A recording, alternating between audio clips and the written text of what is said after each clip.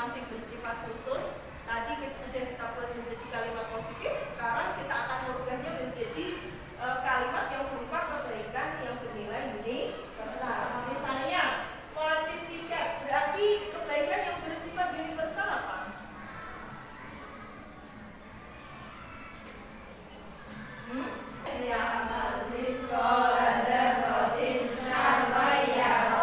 Yang ingin saya tegaskan, ketika keyakinan ini sudah ada di dalam hatimu, maka yang menjadi pemantaumu bukan lagi bu guru, pak guru, manusia, tapi yang menjadi pemantaumu adalah karena kamu yakin bahwa yang kamu lakukan lebih mudah. Kalau sekarang banyak yang sudah diganti dengan teknologi, maka kita harus bersaing, canggih sudah, oke? Kalau tidak, kita akan kalah saing, tapi dengan tetap membawa nilai-nilai kodrat sebagai kita bangsa Indonesia, budaya sebagai kita bangsa Indonesia. Jangan ditinggal. Itu terima kasih atas waktunya, mudah-mudahan bermanfaat dan kalian hal-hal ini sebenarnya sudah ada di kesepakatan kelas kita, oke? Nah, kesepakatan kelas kita kemarin sudah dibentuk. Yang pertama yaitu kita taat kepada Tuhan Allah Subhanahu wa Ta'ala. Yang kedua ada disiplin, yaitu nilai-nilai kebajikan yang bersifat universal, ya. Dan yang ketiga adalah pembelajaran. Alhamdulillah. Wassalamualaikum.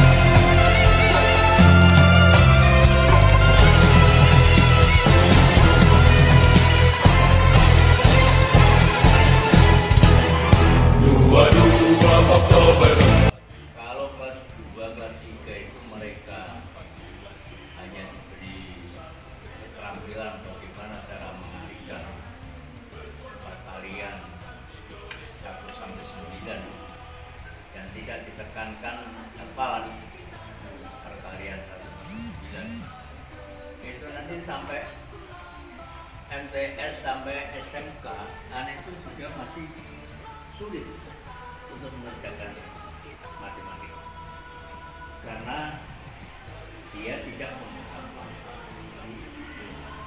Dan yang kedua, yang matematika. Yang kaitannya dengan agama, bahkan kalau hanya science and life skill tidak ada hafalan, anak tidak akan bisa sholat, tidak bisa zikir. Jadi menurut kami dalam pembelajaran ini baik sistem modern maupun belum modern itu harus dipadukan antara sistem lama dan sistem baru. Sistem baru berupa science and life skill, kemudian sistem lama berupa hafalan. Ini harus dipadukan.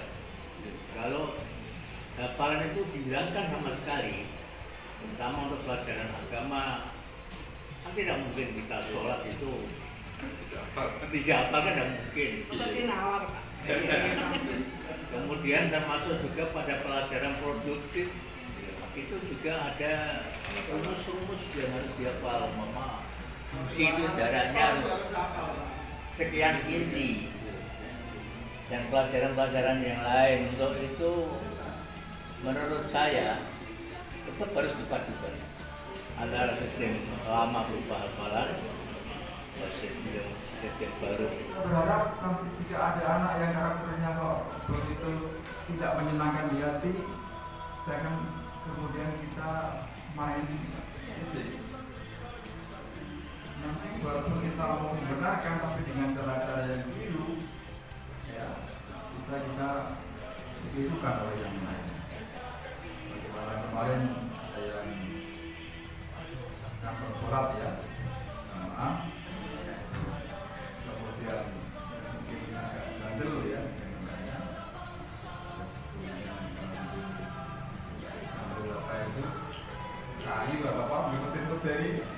tapi ternyata anaknya mungkin semakin nangkep dulu ya, mungkin ngomong sing ngova begitu namanya di temen anaknya. Itu begitu ya. Setahu saya ini jadi ada seperti itu. Oleh karena itu saya mohon kepada Ibu ini seiring dengan adanya episode Merdeka Belajar yang baru, penanganan pencegahan dari kekerasan di pendidikan, untuk bisa nanti Bapak Ibu segera jembar begitu ya. Jadi itu sudah itu jangan masuk semuanya. Jadi jangan cepat marah, jangan cepat emosi begitu ya. Harus sebagai hiburan sahabat kayak orang tua kedua dengan penuh kasih. Mungkin ini belum tahu sehingga ini perlu waktu atau kita doakan bisa berubah. Pak, mungkin sesuai materi ini saya ingin sedikit menyampaikan atau mungkin saya hanya sharing Pak. Saya Pak.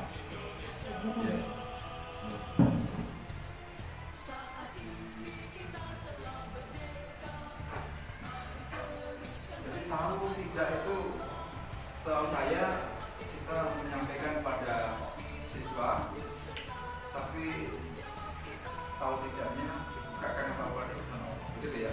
Soalnya juga ikhtiar untuk membakar anak-anak itu dengan marah. Dan tahu mungkin akan orang tuanya sendiri mungkin juga kadang juga apa? Menghadapi anak-anak seperti itu berarti sudah 5 tahun.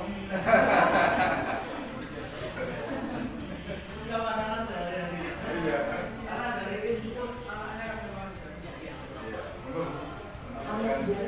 sekedar ini mungkin materi ini sama dengan materi yang saya dapatkan di guru penggerak. Jadi yang harus kita ciptakan di lingkungan sekolah ini sesuai materi yang saya dapatkan di guru penggerak adalah membuat budaya positif di lingkungan sekolah. Yang pertama harus kita terapkan yaitu disiplin positif. Jadi disiplin tidak semua disiplin itu baik, tapi di sini adalah disiplin yang dampaknya itu baik, yaitu disiplin positif. Kemudian yang kedua, guru harus memahami motivasi perilaku manusia berkaitan dengan hukuman dan penghargaan. Kemudian yang ketiga, posisi kontrol seorang guru. Kemudian yang keempat, pembuatan keyakinan kelas atau pembuatan keyakinan sekolah. Ini juga sangat penting untuk menghandle anak. Kemudian yang kelima yaitu penerapan segitiga restitusi dalam penyelesaian masalah dalam menghadapi masalah anak yang nakal. Yang pertama, budaya positif yaitu merupakan cara penerapan disiplin yang mengajarkan anak bertanggung jawab dan menumbuhkan kesadaran diri berdasarkan nilai-nilai kebajikan. Jadi kita mengarahkan anak dengan niat untuk menuntun mereka. Jadi tidak kamu ini nakal, kamu tapi tidak. Tapi kita menganggap dia adalah anak didik saya, dia adalah tanggung jawab saya, dia adalah anak saya. Jadi kita akan menghadapinya dengan kesabaran. Disiplin positif lebih ke arah disiplin diri yang dapat mengontrol diri dalam melakukan segala tindakan. Sehingga guru harus sabar. Kemudian yang ketiga dapat membuat murid memahami dan menyadari berdasarkan motivasi internal, bukan berdasarkan dendam. Sehingga anak justru semakin membangkang. Ini adalah disiplin positif. Yang kedua, motivasi perilaku manusia. Seorang guru juga harus mengetahui motivasi perilaku manusia. Di sini ada 3. Yang pertama, seseorang atau anak berbuat itu yang pertama untuk menghindari ketidaknyamanan atau hukuman. Yang kedua untuk mendapatkan imbalan atau penghargaan. Atau yang paling tinggi tingkatannya yaitu untuk menjadi orang yang mereka inginkan dan menghargai diri sendiri dengan nilai-nilai yang mereka yakini. Nah, yang ketiga ini yang harus kita bidik Bapak Ibu. Jadi kita memang setiap hari harus mengarahkan anak didik kita bahwa kita ini orang yang beriman, kita ini orang yang berkeyakinan, kita ini yakin bahwa setiap perbuatan baik akan berbuah baik. Sehingga anak-anak akan dengan kesadaran internal, tidak sebaliknya mengharapkan imbalan, mengharapkan pujian, dan sebagainya.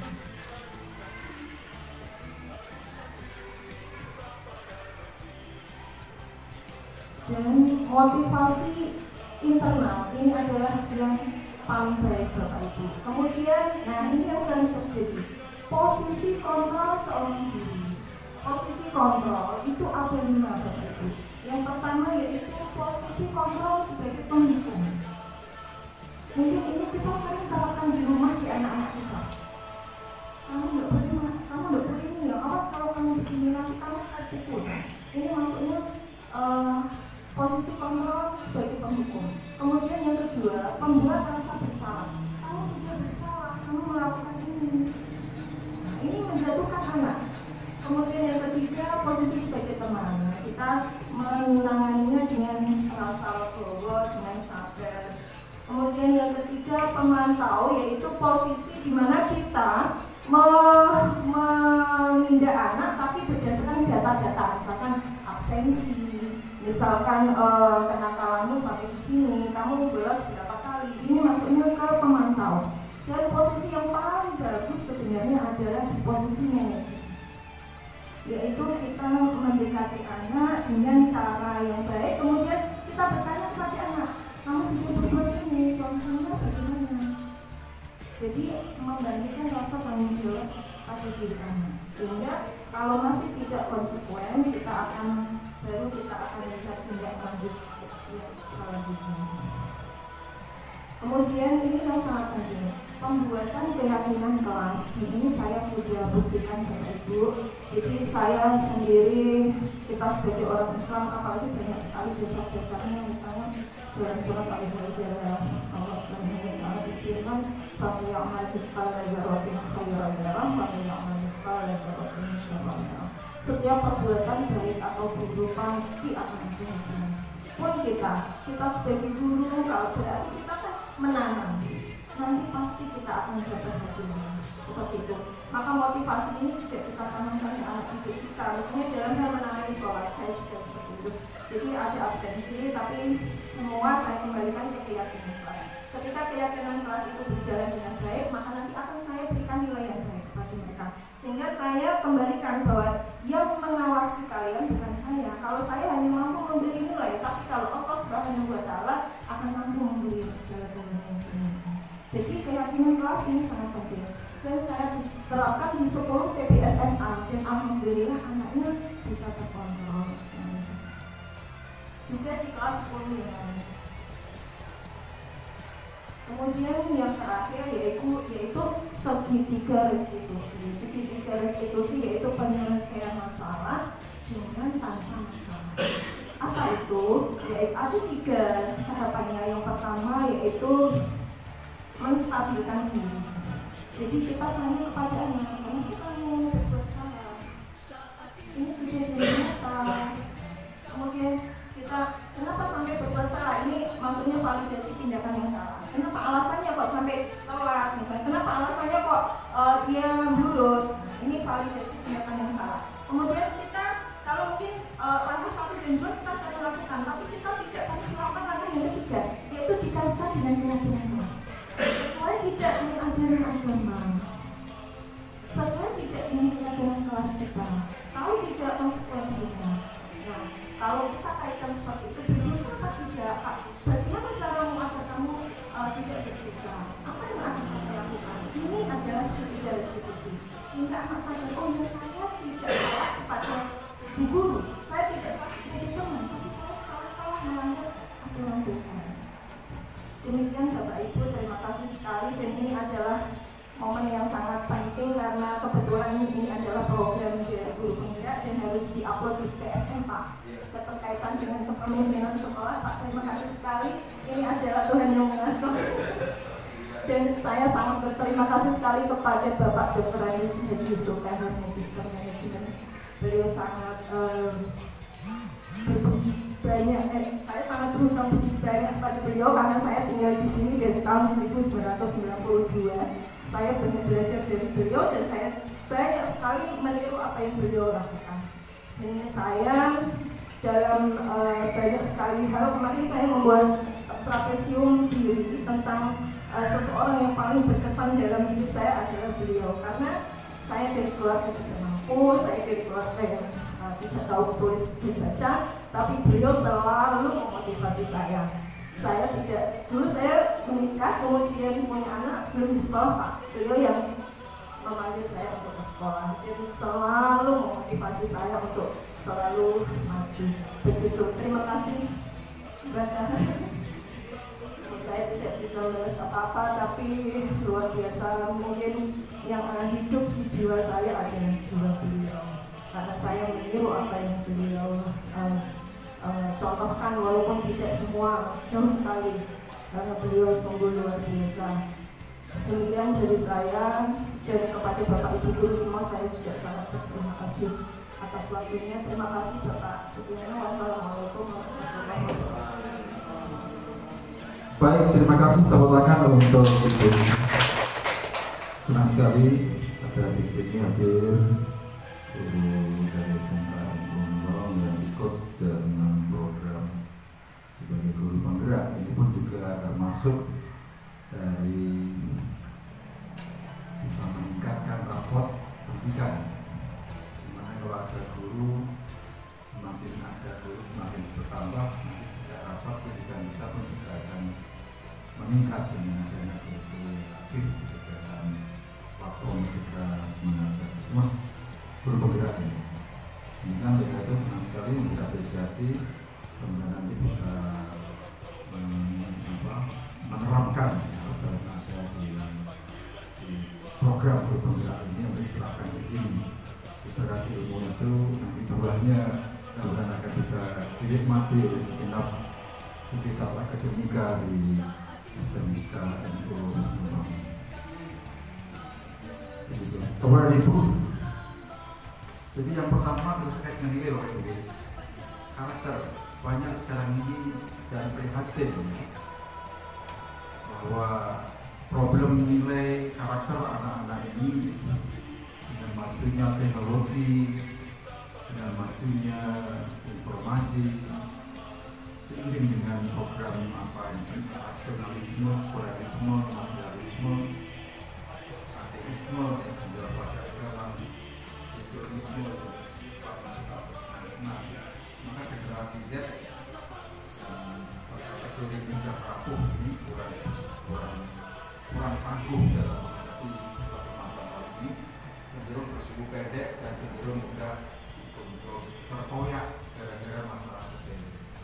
Prof. Ramaka Salim menyebutkan ini generasi strawberry. Kita semua habib, semua kesenggol sedikit langsung. Oleh karena itu, karena kondisi seperti itu adalah di hadapan kita, maka kita harus juga punya strategi bagaimana agar anak itu bisa tangguh, ya, bisa menyampaikan pembelajaran seiring dengan zamannya untuk kebutuhan yang ada bagi anak-anak di generasi Z ini.